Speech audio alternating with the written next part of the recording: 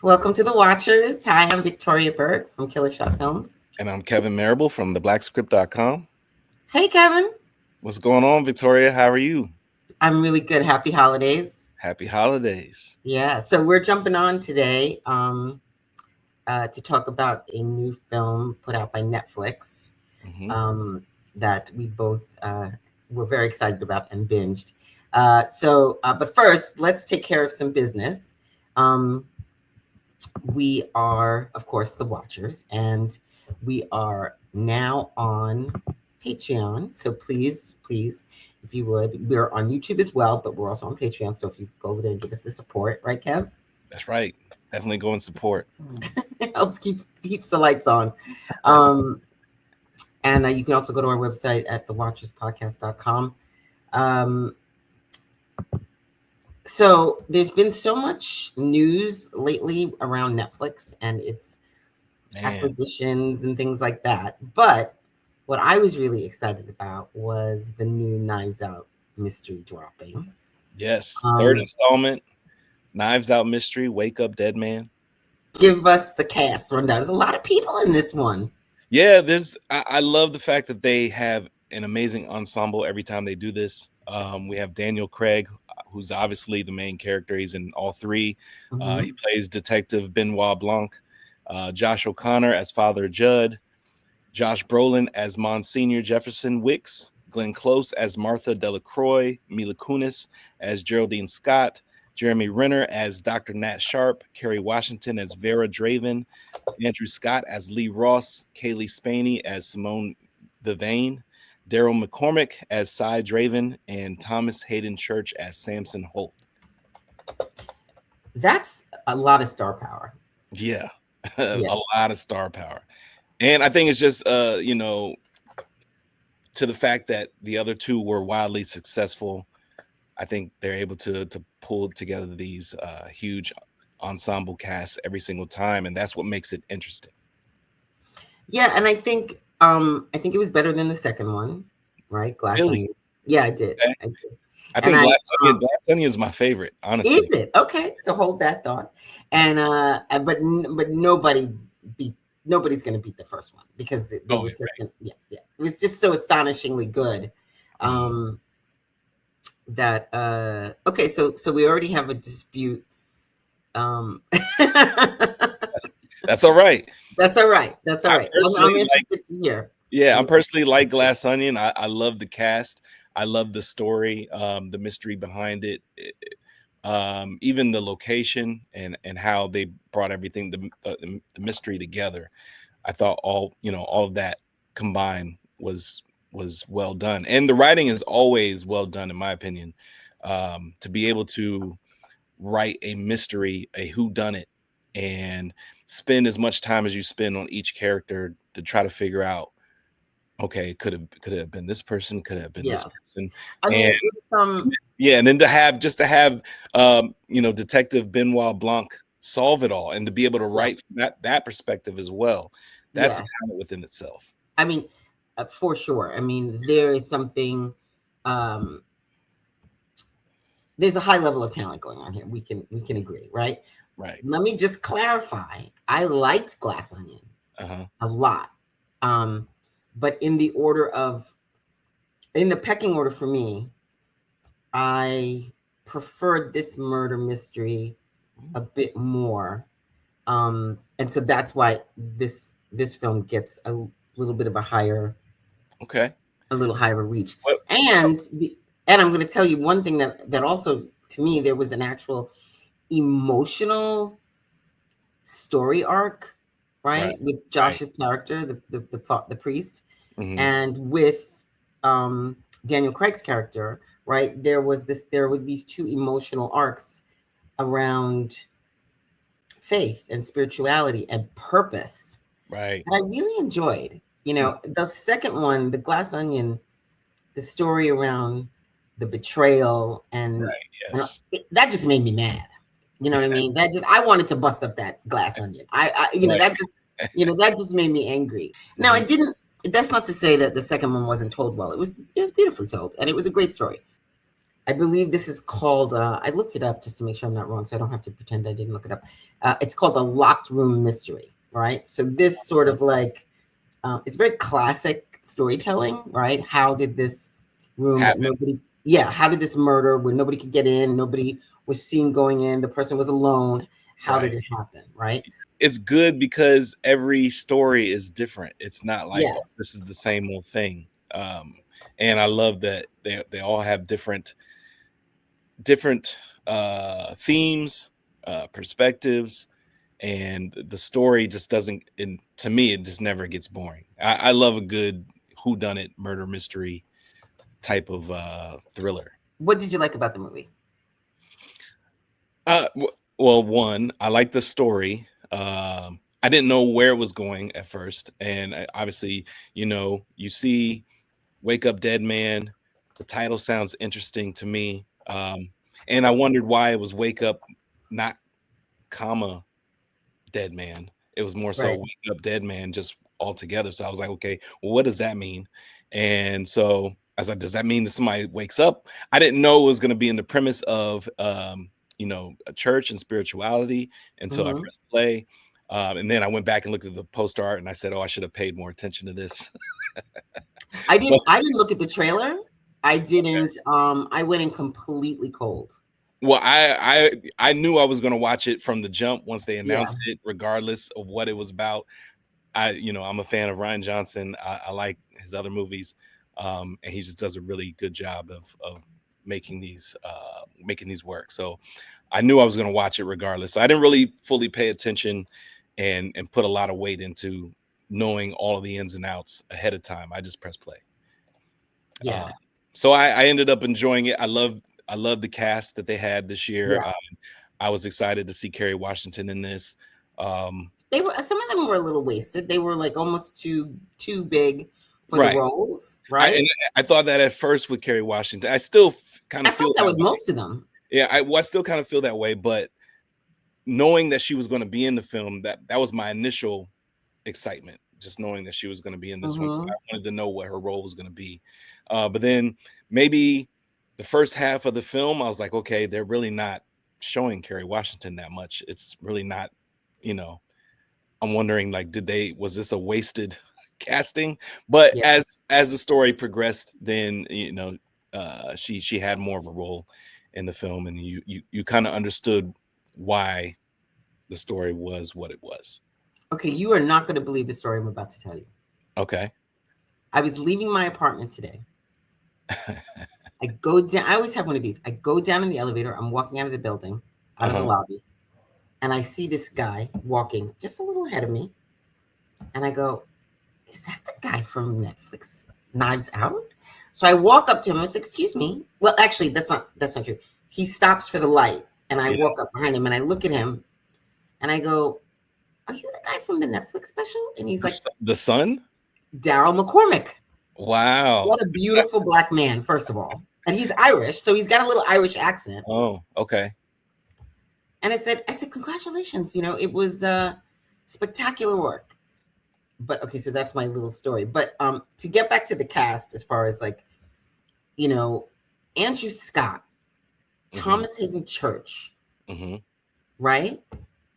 Kerry Washington, Jeremy Renner, who's Yeah. literally like the mayor of Kingston. Right. Okay. Josh Brolin, Thanos. Okay.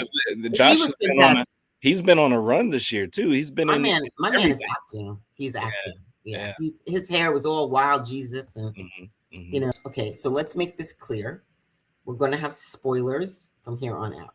Okay. Yeah. If you haven't seen it, don't listen to anything Right. more. Pause We're this real gonna quick. Go spoil it. watch it. Go watch it, Come back. please. I don't want anybody to be spoiled to Yeah. this. Okay. Yeah. The one thing that worked for me as far as like having this level of talent as the other actors was that I thought, well, they must be the killer.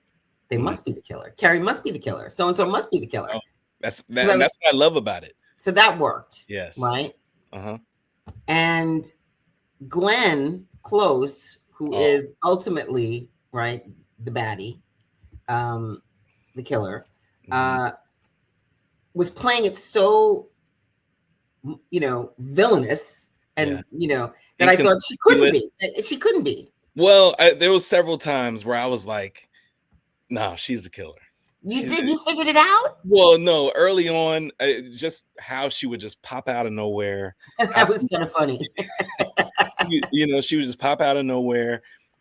She she ran the books. She had control of everything. She had all of the knowledge of the church from the time she was a little girl all the way up until Mhm.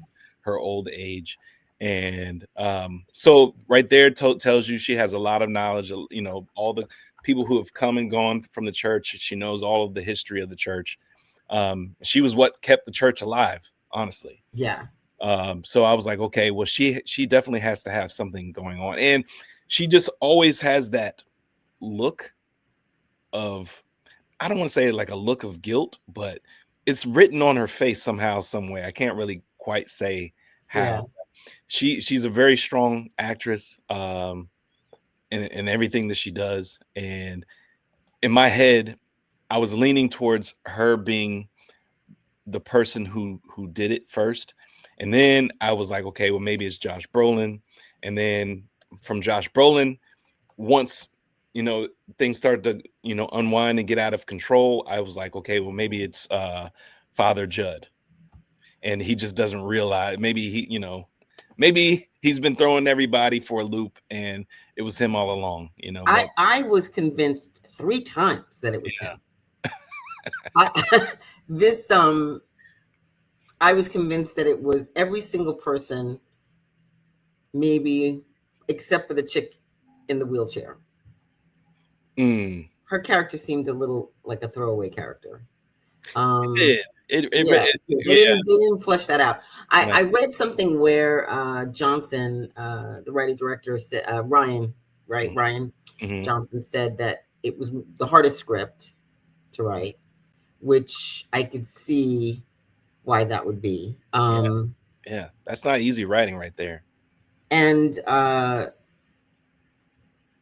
think that they really pulled off all the motivations, you know what I mean, and all the second watches, like when it doesn't fall apart when you watch it for the second time, and what the priest thinks happened and what really happened, Right. and then what we thought happened, Right. and what really happened. Like I like that it kept sort of like changing, you know. It's really like film sleight of hand. Yeah.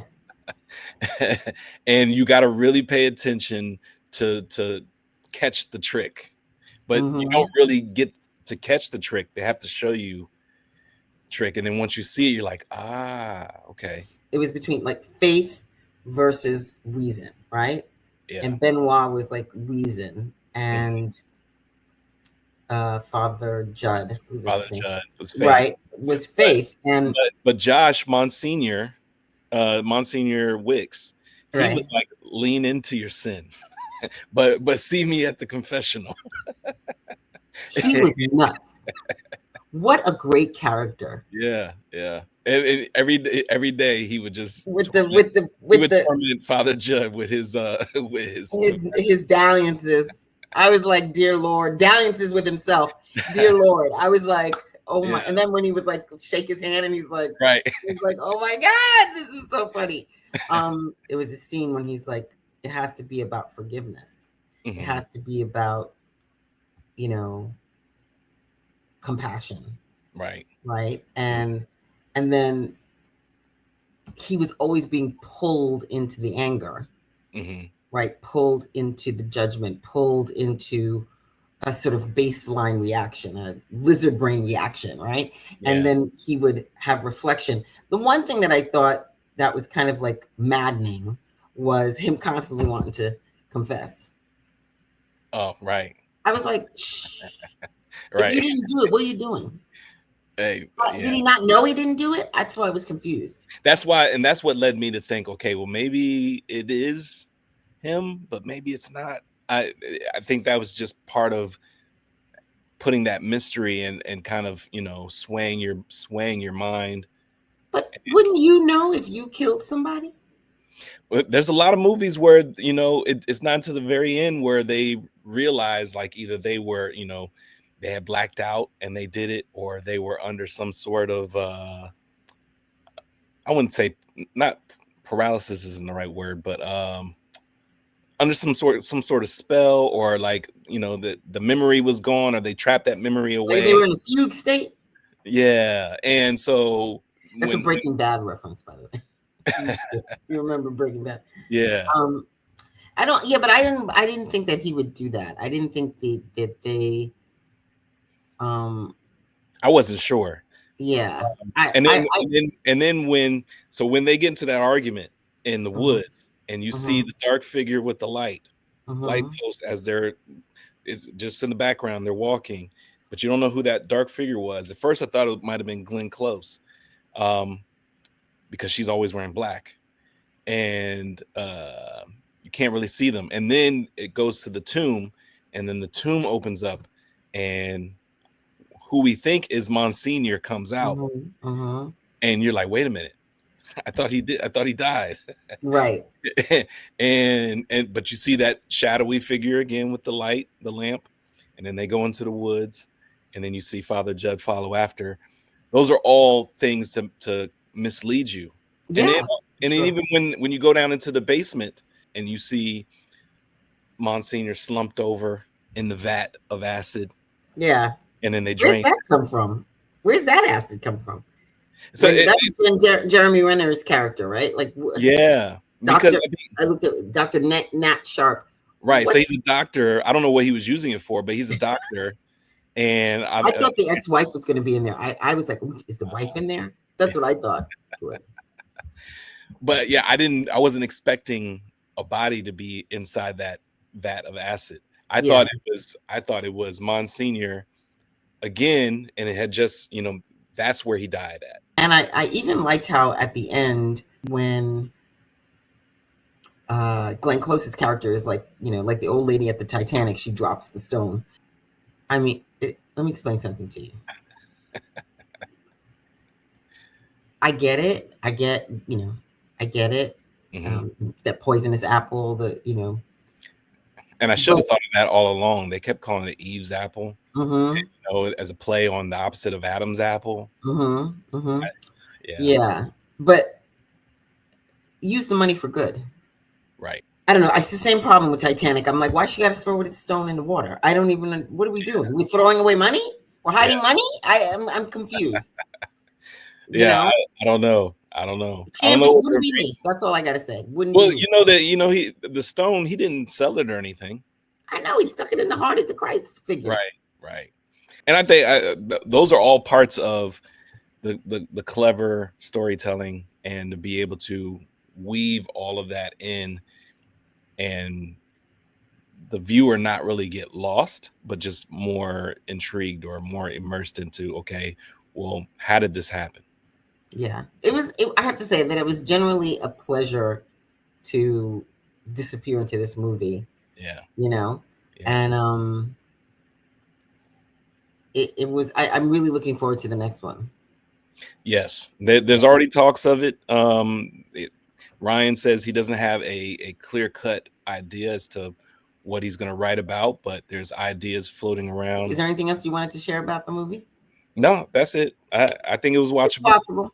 Like, I really was watching this mystery going, I don't know how they did this. Well, I won't see you till after the new year. So have a happy holidays, Merry Christmas, Happy New Year. Happy New Year, Merry Christmas, Happy Holidays. Please pop over to Patreon if you can, support us. Subscribe. Subscribe. Visit our website. We're on Instagram. We're on TikTok. Our website has how you can reach out to us. Let us know what you want us to watch, and we'll happily watch it. Yeah. And thanks, everybody. Yep. See you guys.